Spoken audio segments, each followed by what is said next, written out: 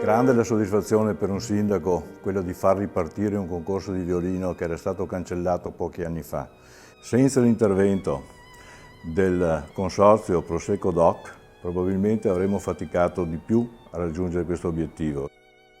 Grazie a tutti coloro che sono intervenuti ad aiutarci nel far ripartire questo grande evento, dal lavoro dei miei uffici, dal lavoro indefesso del mio assessore, ma ripeto soprattutto grazie al concorso fattivo con la sua presenza del consorzio del Prosecco Doc. In qualità di presidente del consorzio Prosecco Doc sono molto onorato di aver contribuito alla rinascita del concorso di violino Città di Vittorio Veneto. Questa iniziativa culturale che noi sosteniamo appassionatamente dimostra il connubio indissolubile del territorio con le sue espressioni più alte a livello culturale e il Prosecco simbolo di eccellenza riconosciuto a livello internazionale.